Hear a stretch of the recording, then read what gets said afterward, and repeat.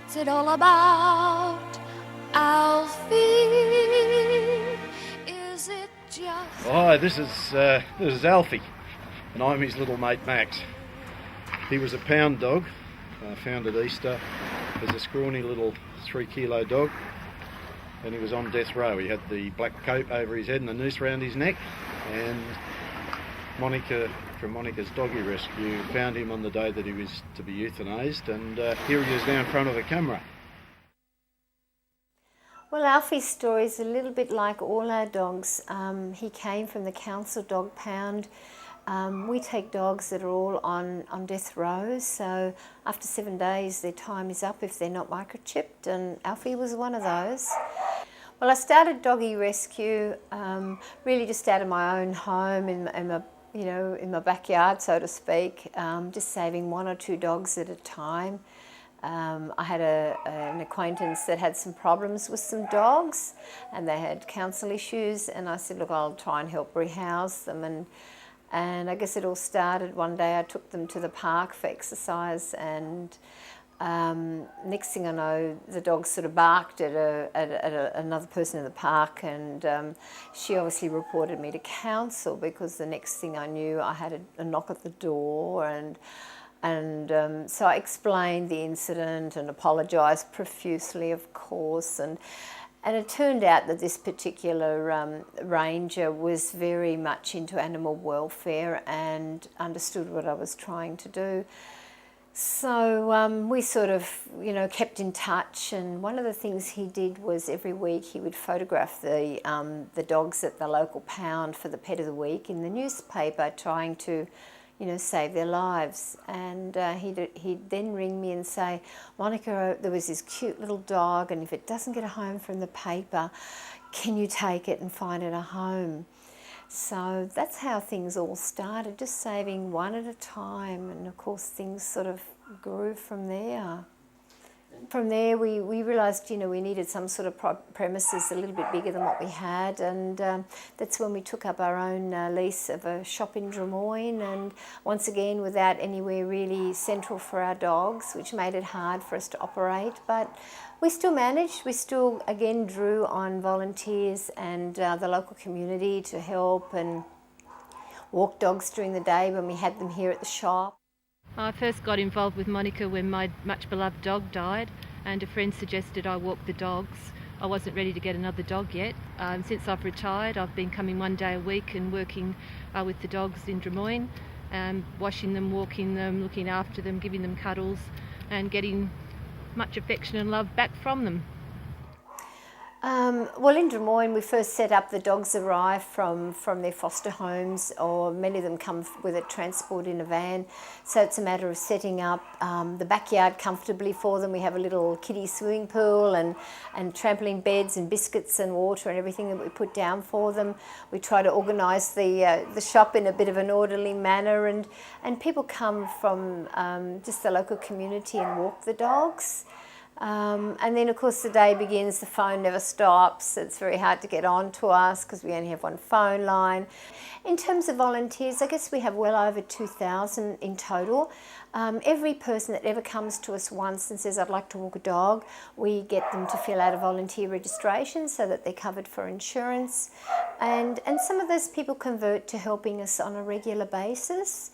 We would have probably a few hundred regular volunteers that help us in various capacities, from helping us in the shop, as we've sort of talked about, right through to transporting dogs from the council pounds to vet clinics to groomers.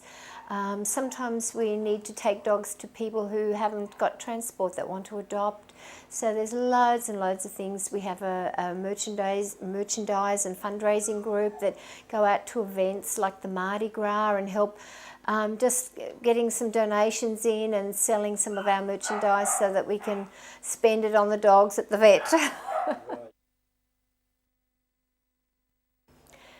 Yeah, we have all sorts of children come through willing to volunteer. We have schools that actually where the school coordinator or teacher actually drives the program. They come, they want to do, awareness and education about animal rights and animal issues. So we have children that come and help us do things like fundraising. They come and observe what we do and then go away and think of projects at school, how they can help us, and often the teachers facilitate with that. Well, Caroline's just wonderful. She's our volunteer groomer, and when the dogs come from the pound, they are so matted and dirty, and Caroline takes these dogs looking like just disgusting messes. Sometimes you don't know what's the front end from the back end, and by the time she's finished, they just look like little princes and princesses. They've had a bath, they've been fluff dried, their hair is just immaculate. You can see their little eyes instead of them being all closed up and matted. And they just look gorgeous, and she's just such a wonderful help. She came once just from a newspaper story that we had in the local area saying, you know, we've opened a shelter, and she came for one day to help. Well, she's been coming, I don't know, 3 or 4 years now, and I don't know what I'd do without her. Well, when Doggie Rescue has moved premises to Homebush, they put an ad in a paper in Sydney Morning Herald, and I've noticed it and I applied as a groomer, even though I was just beginning.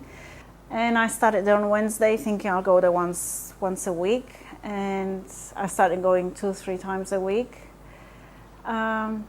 Anyway, I haven't left since, you know, once I saw how much can be done and the difference it makes to animals. The transformation, not just with grooming, but through grooming their behavior. You know, when I first handle a very frightened dog in a shocking, you know, condition, and then after a few hours he starts to trust people again and looks nicer and it looks happy. That's the thank you. The Northern Beaches had a pound, I think it was just called Pittwater Pound, and that sort of serviced a number of council areas for lost and unclaimed dogs, and after a number of years Pittwater Council decided they no longer wanted a pound. It was too expensive and had a host of reasons why they shouldn't have it. State government went through a tendering process, and we were fortunate enough to win the tender. So we're going to have a home for the animals, a central location again, which is something we haven't had for, I don't know, 2-3 years now. So we're going to reopen that pound. We're doing loads and loads of work on it, making it look better and sprucing it all up, and obviously dusting all the cobwebs and the leaves and the and just getting it looking nice again, so that Doggie Rescue will have a home there, and it's going to be a no-kill operation, which is, it's going to be a change from the past. Hi, I'm John, and I have been with Monika probably for the last 10 years. About 3 years ago, I became one of the directors of Doggie Rescue.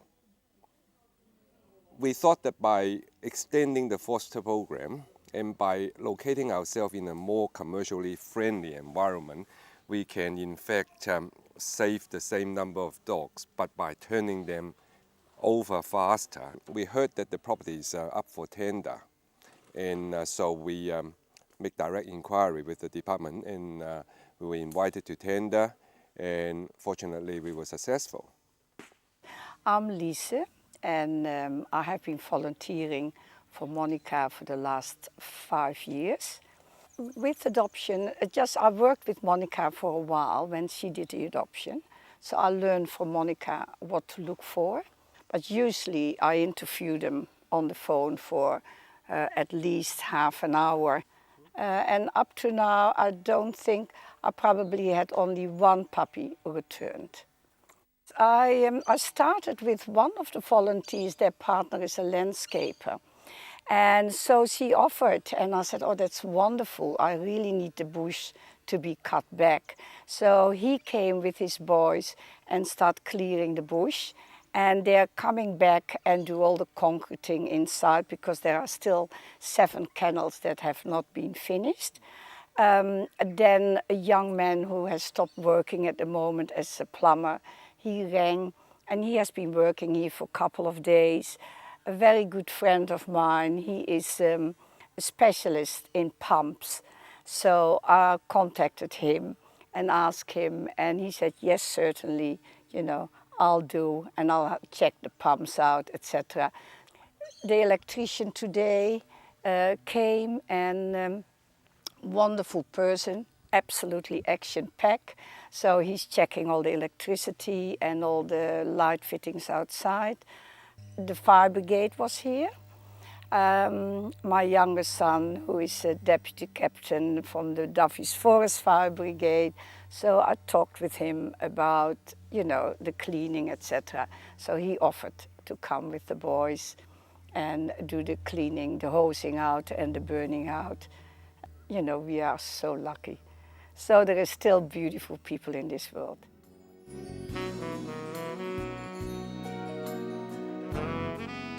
Well, Max came and inquired about a number of dogs, but he was very interested in, particularly in Alfie's, so we brought a few dogs for him to meet. And what we do is we try to explain, you know, a little bit about Alfie's history, that he's very scared. You've got to be very nurturing and understanding that these dogs are not just going to walk on a lead as you would expect, and they're going to be a bit scared and shy, and they might even freeze and not want to walk with you at all. So we spent a bit of time with Max explaining that a little bit for him to be understanding and appreciate that these dogs take a little bit of time to come out of their shell.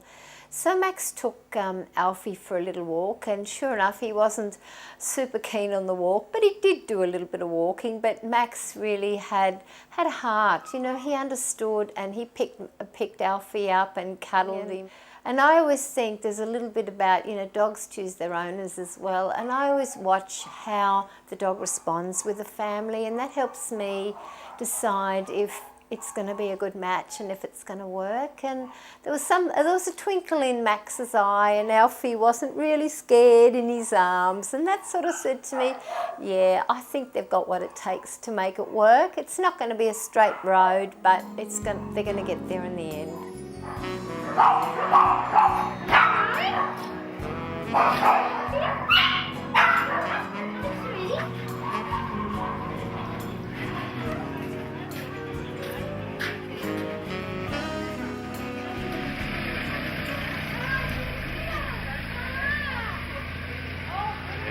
I actually do a bit of work for the Animal Welfare League up the road as well, and I just fostered one of Monika's dogs, and they said they were moving house, so I just said I had a bit of time on my hands at the moment.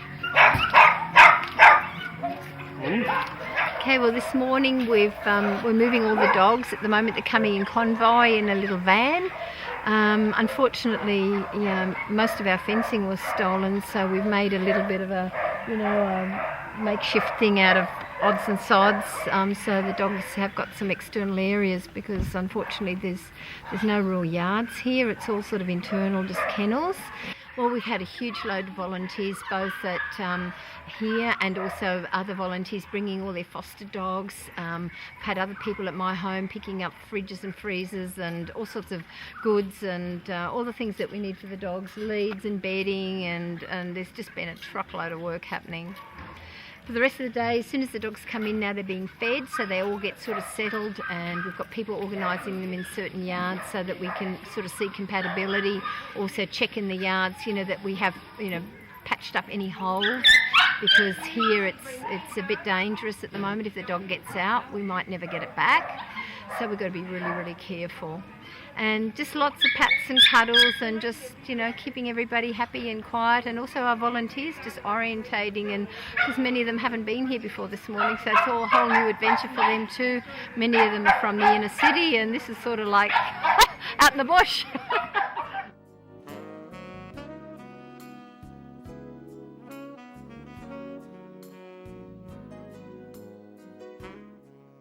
We've been so fortunate, a lot of our tradespeople, they're all pro bono and they're all volunteering their time, and so in the next few weeks we should really see a slick operation emerging, and I must say even on the first day it felt like home.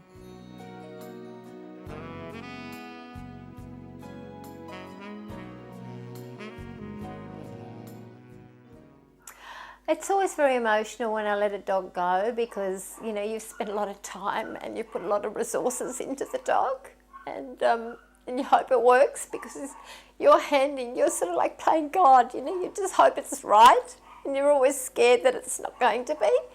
But something keeps you going, and you think, yeah, it's going to be all right, to stop worrying, you know, and that's what I do. And there's so many always just waiting, you know. At the pound I get the calls every week, Monika, can you take this? Monika, can you take that? And so I just know I've got to have faith, I've got to believe in people that love animals and will take them to the next stage, which I can't do. I can't just keep them. I've got to find good homes and spread the word and get those families to find more good homes so that other dogs get saved, and that's what we do.